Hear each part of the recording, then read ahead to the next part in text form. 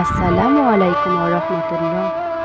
হুজুর সাল্লাল্লাহু আলাইহি ওয়াসাল্লাম একদিন মজলিসে বসেছিলেন। এমন সময় সেখানে তিন ব্যক্তি এসে উপস্থিত হল।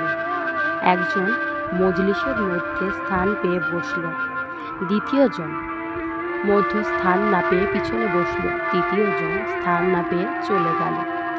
এদের মধ্যে জিবরাইল আলাইহিস সালাম এসে বলেন, ইয়া রাসূলুল্লাহ, আল্লাহ পাক বলেছেন, যেই ব্যক্তির মধ্য স্থান পেয়ে বসেছে আমি তাকে আমার আশ্রয়ে স্থান দিচ্ছি, আর যে মধ্য স্থান না পেয়ে পিছনে লজ্জার সাথে বসেছে আমিও তার নিকট লজ্জিত।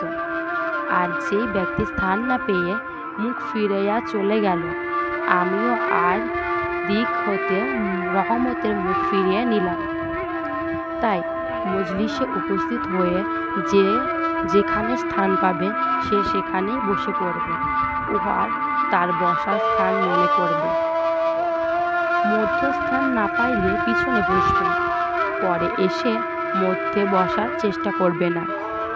মজলিসে এসে নম্রভাবে বসবে, মজলিসের সাথে থুতু ফেলবে না, নাক সাফ করবে না। একান্ত দরকার পড়লে মজলিস হতে উঠে গিয়ে নাক ঝেড়ে আসবে। মজলিসের মধ্যে হাই বা হাঁচি আসলে মুখের ওপর রুমাল রাখবে, হাঁচির মধ্যে যথাসম্ভব কম আওয়াজ করবে। কাহারও দিকে পা মেরে বসবেন না, আঙুল ফুটাবেন না।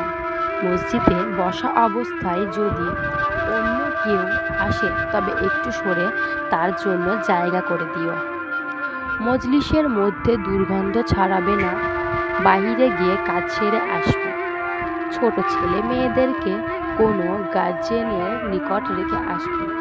মজলিসের মধ্যে বারবার কাহারোর দিকে তাকাবেন না, আদবের সহিত নিচের দিকে তাকাইয়া মনের কান লাগিয়ে শুনবে। তালিমের উদ্দেশ্য আসমানি এলেমের শাহী নূর দিলে পয়দা করা।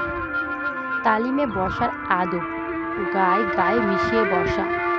আল্লাহ পাক যত বড় তার কালিমাও তত বড়, হুজুর সাল্লাল্লাহু আলাইহি ওয়াসাল্লাম যত বড় তার হাদিসও তত বড়।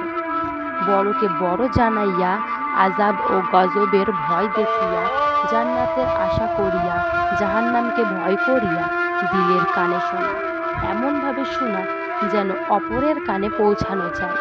তালিম চলাকালীন অবস্থায় কোনো কথাবার্তা বলা যাবে না, হাঁটা চলা করা যাবে না।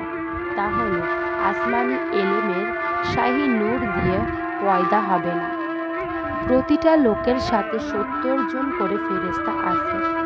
ওই লোক যখন প্রথম কথা বলে তখন ফেরেশতারা বলে, হে আল্লাহ বান্দা, তুমি চুপ থাকো, আমাদেরকে শুনতে দাও। দ্বিতীয়বার যখন কথা বলে তখন ফেরেশতারা বলে, চুপ থাকো, আমাদেরকে শুনতে দাও।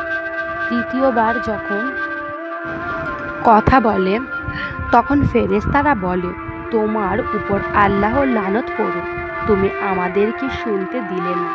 তাই কথাগুলো মনের কান লাগিয়ে শুনবেন, এদিক ওদিক তাকাবেন না। খেয়ালে আওয়াজি বেখেয়ালে দেউলাতি। ওস্তাদের জন্য দিলের মহব্বত রাখতে হবে। যার নিকটে মাসলায়া শিখিয়ে তিনি ওস্তাদ হবেন। ওস্তাদের মনে কষ্ট দিলে 4টি বিপদ নাজিল হয়, যেগুলি হলো: 1 নম্বর, যাহা শিখেছে তাহা ভুলে যায়। 2 নম্বর, উপার্জনের উন্নতি হয় না। 3 নম্বর, আয়ু কমে যায়, অল্প বয়সে মৃত্যু হয়। 4 নম্বর, বেঈমান হয়ে মৃত্যু হয়।